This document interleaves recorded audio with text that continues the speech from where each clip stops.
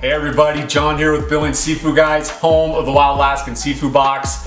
Well, you guys have asked and we have answered. Today we're back with another episode of Simple Seafood Recipes, and we're gonna be showing you guys how to cook cedar plank salmon. So this has been a popular one. You guys have been requesting.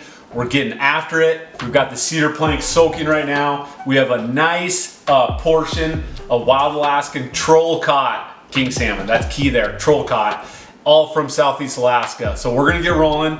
We're gonna show you how simple it is, and we're gonna show you a quick, nice, easy little sauce too to throw on there for a little extra flavor. But subscribe. You'll get notified whenever we have these new amazing videos for you guys. And if you need seafood, visit wildalaskanseafoodbox.com. Get on a monthly subscription or a one-time order. We'll get this amazing stuff right to your door.